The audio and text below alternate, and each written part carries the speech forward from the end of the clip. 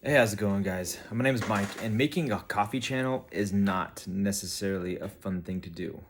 It's actually kind of boring because, to be honest, I'm wasting your time and I'm kind of wasting my time because I'm trying to make myself feel like I'm actually contributing to somebody's life in doing this. But when I'm just making coffee and not talking about, how coffee affects us and all that kind of stuff, then I'm not being honest to myself. And the problem is not it's not necessarily a problem. It's just the kind of video I want to make is something that people really won't want to click on. And it's unfortunate because the kind of video I want to make is something that to where it's more introspective and it thinks a lot. It's a very common sense approach to how it is that something affects you in life, and those are the things that I find interesting, and those are the things that I get hyped about. And coffee would just be a way for me to be able to maybe allow myself to come on the scene, as far as, like, I guess that would go. But then that's part of my ego, getting in the way as well. So anyway, if you don't know me already, hi, my name is Mike, and I'm doing a 30-day challenge, and I'm on day 24 right now. And my challenge is this: just go on and record a video once per day about making coffee, talking about coffee, whatever it is about coffee. So here I am. We're going to talk about coffee really quick. And I'm going to say one thing that you should probably know: if you're going to buy any coffee at all, if it's from Guatemala, it's probably going to be good right here on January 24th, 2026. That's probably the way it's going to go. Definitely get a dry processed. If you're going to blend it, get a dry processed and a wet processed coffee. Awesome.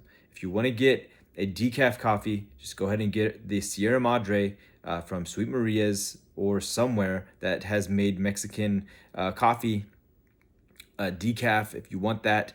And it's a decaf espresso, Swiss water process. Don't go with any of the other processes. I don't think that having a trace of chemical is a good thing in the way they extract the caffeine out of the bean, leaving a little bit of a chemical behind, is probably not a good idea, right? So that's kind of where I'm at with it, okay?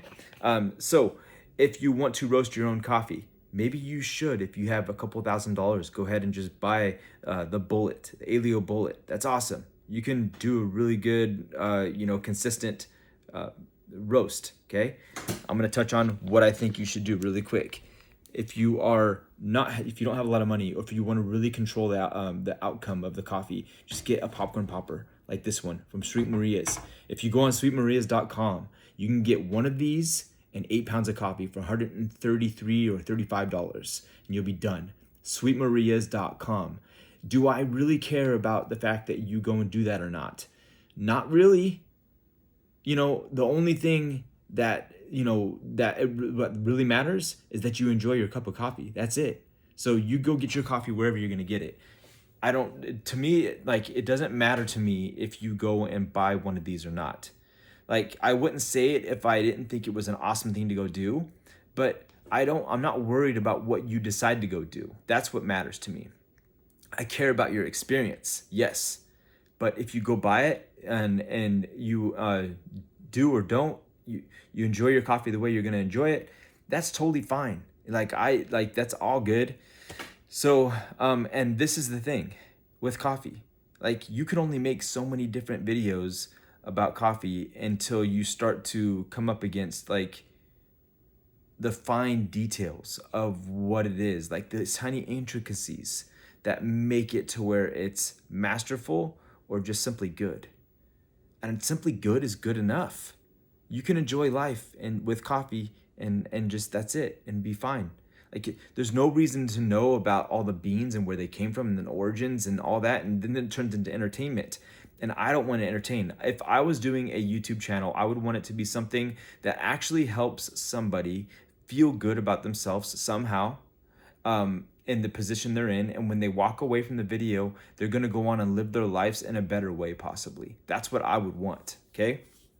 None of anything in coffee, I don't think, is going to make it to where that happens, which is why it's hard for me to continue to do this channel. Okay. And the thing with me is, whenever I am going to talk about something, go on a level of I deep think. I am introspective sometimes. I got to be careful with that because there's sometimes when you think about something so deeply that you start to say things you probably shouldn't to yourself, maybe. And if you were to record it and put it on a projector, like, or a speaker, and you could hear it out loud, you probably wouldn't say some of those things that you're saying to yourself to somebody else. And so therefore, what you're saying is probably not completely true because you're only seeing one perspective of it. So that's how I am. Okay. And coffee doesn't do that for me, but I like this challenge because it's boring. And that's kind of why I chose it. I'm sorry, but I'm sorry to any coffee people out there, but coffee is boring to talk about. It is so boring, but yet people want to watch so much of it. Like they're so entertained. How? How is it so entertaining? It is kind of entertaining. I agree with you. It is. Why would I watch so many videos about like the different, espresso machines to buy and all that? And I have a feeling that it's not about like the thing that we're going to buy. It's how we're going to feel after we buy it. Or the thing that how we're going to feel like finally, some like this is the thing that I should buy. They said it. They did it. They showed me how to, this is exactly what I want. I found what I'm going to buy. I'm going to spend my money and my money needs to go. Like it's supposed to be doing something.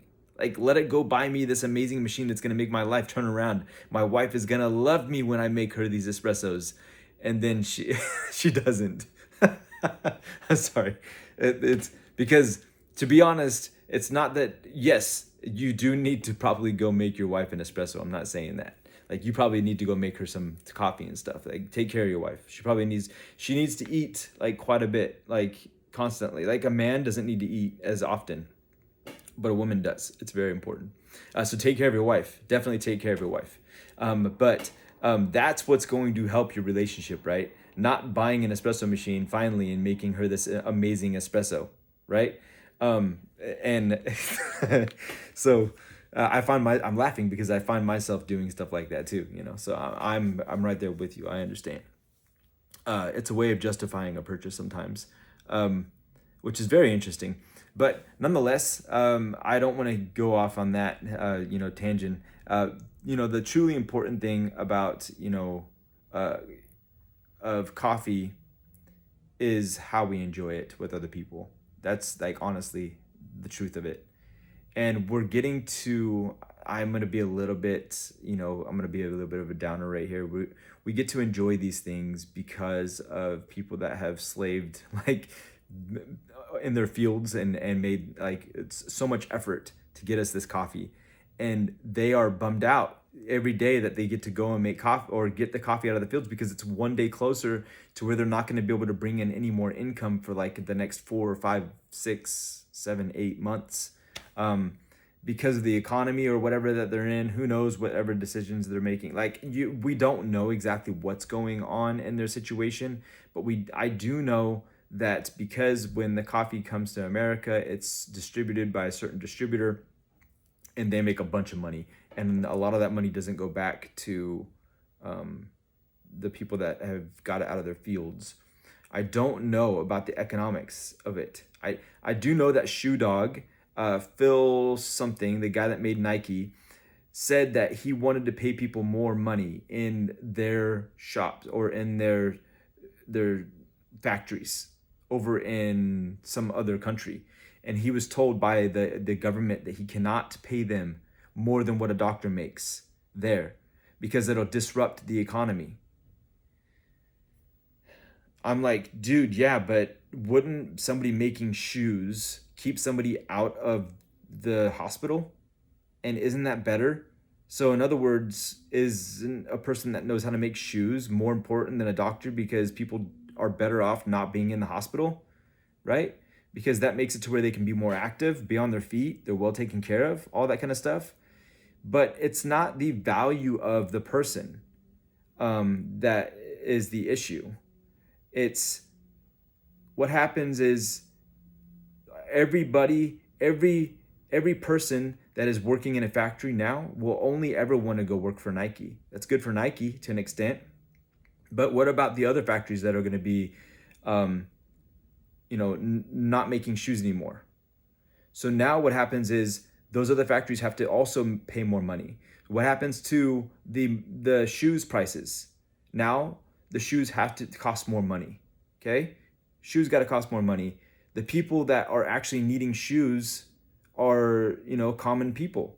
They're not going to be able to afford shoes anymore. Only the rich people are going to be able to afford shoes anymore. So that means less people are going to be buying shoes. So the demand for shoes goes down.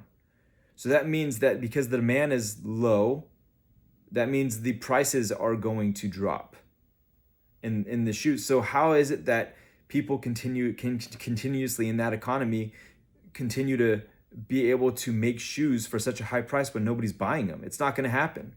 So that means that that economy will be disrupted, and it's the value of the time that it takes to be able to be a doctor, to be able to go to school, and all of that effort. It's a low barrier to entry, or it's a high barrier to entry, right? It takes a lot to be able to get there. To be able to become a good shoemaker, yeah, it takes a long time to master it, but you could basically get 70, I don't know anything about making shoes, but you can get to 60 to 70% good enough to make these certain portions of the shoe. And because of that, it's a low barrier to entry. And therefore, that's why it's going to be an easier job to get, and which also determines what the income can be. I don't know much about economics, but I do know it kind of makes sense to me. I don't know that I agree with it. I don't like it if somebody's living in a impoverished way. I don't like that. I don't want that to happen to anybody. I wish that it wouldn't. But I just understand it kind of. I don't know if but there's so much to talk about with that. And that part of it interests me. But that part of it is kind of depressing, makes you feel bad for where you are and what you get to enjoy and what you get to have. But if you went over and you talked to those people, I would think that you'd probably be envious of their ability to be happy in whatever situation that they're in, So they would probably be really good people to hang out with. I would love to go see them, shake their hands, and just see what they do. But nonetheless, why make videos if I don't get to do that, and if it's not going to be interesting enough for somebody to click on?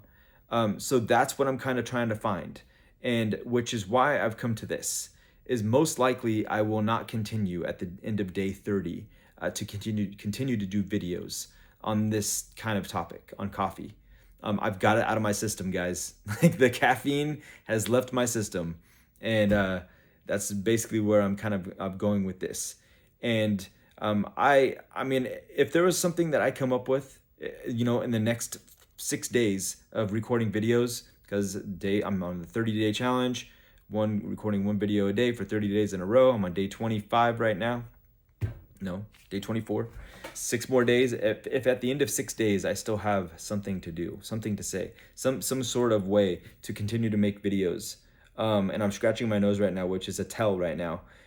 This tells me right now that I'm about to say something that I don't completely believe to be true. No, even if I could find out a way to be able to make videos, I probably wouldn't. So if you don't want to subscribe to this channel, no problem.